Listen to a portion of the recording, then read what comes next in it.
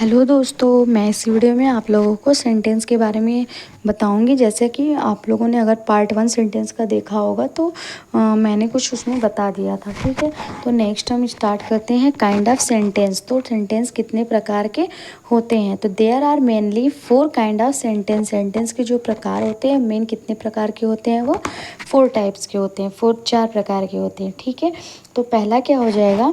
Assertive sentence और declarative sentence. तो इसका मतलब क्या होता है? या। ठीक है, तो असर्टिव सेंटेंस या फिर डिक्लेरेटिव सेंटेंस। ठीक, नेक्स्ट क्या हो जाएगा? Interrogative sentence. तीसरा क्या हो जाएगा? थर्ड वाला इम्परेटिव सेंटेंस।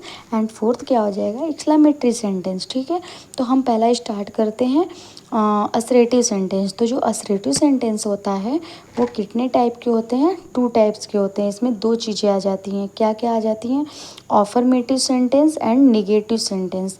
तो जो ऑफर्मेटिव सेंटेंस होगा इसमें कोई भी जो सेंटेंस होगा वो सिंपल होगा। ठीक है, सिंपल यानी साधारण सा वाक्य होगा ये।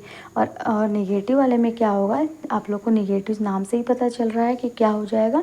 नकारात्मक वाक्य हो जाएगा। ठीक है, जहाँ नहीं आएगा। ठीक, जैसे अब it ends with a full stop. इसका एंड किससे होता है? फुल स्टॉप से होता है। अब देखते हैं यही जो हमने ऑफर्मेटिव और निगेटिव सेंटेंस बताया था उसके एग्जाम्पल देखते हैं। तो जैसे कि my grandmother lives in Mexico. तो जो मेरी ग्रैंड मदर है वो कहाँ रहती हैं?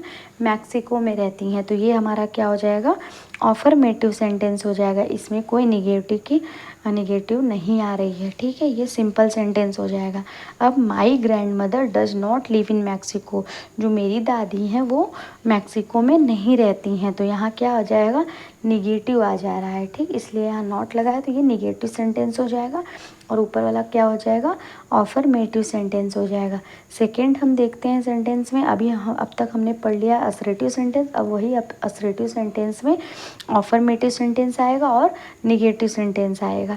ठीक है, तो दूसरा हम लोग सेकेंड वाला देखते हैं इंट्रोगेटिव सेंटेंस। तो इंट्रोगेटिव सेंटेंस में क्या होगा? An interrogative sentence ask a question. तो इंट्रोगेटिव सेंटेंस में क्या होता है कि क्वेश्चन पूछा जाता है। तो अब किस तरह से क्वेश्चन पूछा जाएगा? तो चलिए ये देखते हैं। तो यस या नो टाइप का क्वेश्चन पूछा जाएगा और दूसरा क्या होगा? WH टाइप का। अब यस या नो टाइप में का मतलब क्या हो गया कि अगर कोई भी सेंटेंस हम पूछ रहे हैं यानी कोई क्वेश्चन हम पूछ रहे हैं तो उसमें आप सिर्फ हाँ या ना में, यस या नो में आप रिप्लाई करेंगे तो भी उसका मतलब समझ में आ जाएगा। जैसे कि डू यू नो मी? क्या तुम मुझे जानते हो? तो आप अगर बोलना चाहेंगे यस, नो, नहीं मैं नहीं जानता, यस भी बोल सकते हैं।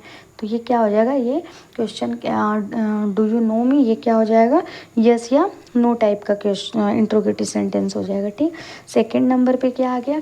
WH टाइप का। जैसे कि तुम मुझे क्यों जानते हो? ठीक, ये एग्जाम्पल दे रहे हैं तो क्यों के लिए यहाँ हम क्या लगा देंगे? वाई लगा देंगे। तो सबसे पहले यहाँ सेंटेंस की स्टार्टिंग कहाँ से होती है?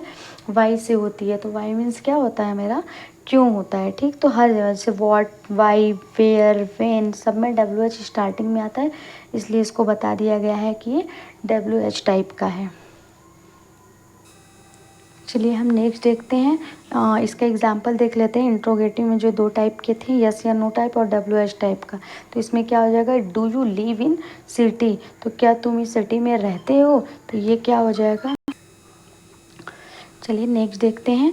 Where do you live? तो तुम कहाँ रहते हो? ठीक, इसमें देखिए WH क्या आ गया? ये स्टार्टिंग में ही आ गया। तो हमने बताया था ना कि वेन, वॉट, वाई, वेयर ये सब क्या आ जाएगा? WH। तो इसमें आप एक लाइन में आंसर यस या नो में आप आंसर नहीं दे सकते हैं, आपको उसको पूरा डिटेल देना होगा कि तुम कहाँ रहते हो। तो क्या हम बोल देंगे? यस, तो इसका कोई आंसर ही नहीं रहेगा। ठीक है, तो नेक्स्ट हम देखते हैं it and with a mark of interrogation. तो इसका एंड किससे होगा? इंट्रोगेशन मार्क से होगा। जैसे कि अगर हमने ऑफर्मेटिव और निगेटिव का देखा था कि एंड किससे होता है? फुल स्टॉप से होता है, वैसे ही इसमें क्या हो जाएगा? इंट्रोगेशन मार्क से होगा। ठीक, नेक्स्ट क्या है? Imperative sentence. तो imperative sentence, an imperative sentence express a request and order or a command. ठीक, तो इम्परेटिव सेंटेंस क्या होता है? क्या क्या एक्सप्रेस करता है? रिक्वेस्ट को एक्सप्रेस करता है, एंड ऑर्डर को करता है और कमांड को करता है। जैसे कि अब हम लोग एग्जांपल देखेंगे तो समझ में आ जाएगा। तो take out your English grammar book, तो ये हम क्या दे रहे हैं, कमांड दे रहे हैं कि अपनी इंग्लिश की बुक को बाहर निकालो। ठीक है, तो हम क्या किए, इसको कमांड दिए हैं। तो add some ginger to the tea, ये क्या होगा, इंस्ट्रक्शन देना है। इंस्ट्रक्शन देना मतलब इंस्ट्रक्शन देना में क्या हो जाएगा, ऐड सम जिंजर, मतलब कि चाय में थोड़ा जिंजर ऐड करो। ठीक है, अब नेक्स्ट देखते हैं, please help me solve this sum, तो प्लीज़ जब लग गया तो इसका मतलब क्या हो जाएगा, हम ये रिक्वेस्ट कर रहे हैं। ठीक है, अब नेक्स्ट देखते हैं, put your best effort to come first, तो ये हम क्या दे रहे हैं, एडवाइस दे रहे हैं कि फर्स्ट आने के लिए हमें क्या करना पड़ेगा, अपना बेस्ट एफर्ट देना पड़ेगा। ठीक है, नेक्स्ट देखते हैं एक्सक्लेमेटरी सेंटेंस, ये हमारा क्या है, लास्ट है। 4 टाइप के थे, तो कौन कौन से थे, असर्टिव सेंटेंस थे एंड इंट्रोगेटिव सेंटेंस थे और इम्परेटिव सेंटेंस, और 4th वाला क्या हो जाएगा, एक्सक्लेमेटरी सेंटेंस हो जाएगा। तो ठीक है, तो an exclamatory sentence express a sudden feeling, तो इसमें एक्सक्लेमेटरी सेंटेंस में क्या एक्सप्रेस होगा, सडनली कोई फीलिंग एक्सप्रेस होगी। Such kind of sentence usually begin with, मतलब इसमें क्या हो जाएगा, जो इस टाइप के सेंटेंस के जो टाइप होते हैं उसमें यूजली कहाँ से शुरुआत होती है, व्हाट या फिर how and and with the mark of exclamation. ठीक है, तो स्टार्ट कहाँ से होगा, व्हाट से होगा या फिर हाउ से होगा, लेकिन वो क्या करेगा, वो फीलिंग को सडनली एक्सप्रेस करेगा। ठीक है, आप समझ जाएंगे कि ये इंट्रोगेटिव के लिए अगर लगाया गया है या फिर एक्सक्लेमेटरी सेंटेंस के लिए लगाया गया है।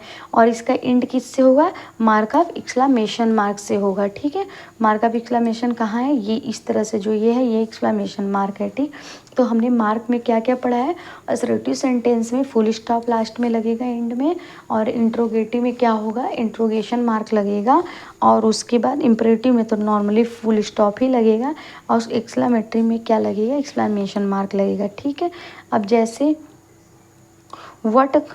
What a pleasant surprise to see you, तो देखिए वॉट अ प्लीजेंट, ऐसे समझ में नहीं आ रहा है कि ये हम सडनली फीलिंग अपनी एक्सप्रेस कर रहे हैं। ठीक, इससे भी समझना है। और नेक्स्ट क्या है हमारा, एक्सक्लेमेशन मार्क भी है। ठीक, how quickly he reach the finish line, इससे पता चल रहा है कि यहाँ पे कोई क्वेश्चन नहीं पूछा गया, how quickly he reach the, एकदम मतलब कि इस तरह से पूछा गया है सडनली, कि कोई चीज़ आश्चर्यचकित जब कोई चीज़ें होती हैं उसको एक्सप्रेस किया गया है। नेक्स्ट इसमें क्या है, नेक्स्ट आपका नाउन है। नाउन चैप्टर क्या हो जाएगा, नाउन को भी नहीं पढ़ते हम लोग, इसको नेक्स्ट वीडियो में पढ़ते हैं क्योंकि ये अलग ही टॉपिक है। ठीक है, तो हमने अभी तक क्या पढ़ डाला है, सेंटेंस पढ़ चुके हैं। तो प्लीज़ आप लोग सेंटेंस को अपना रिवाइज कर लीजिएगा, मैं इसका कुछ क्वेश्चन लेकर आऊँगी कि आप लोग कैसे उसको सॉल्व करते हैं। ठीक है, थैंक यू सो मच, मेरे चैनल को सब्सक्राइब करें एंड लाइक करें। Thank you.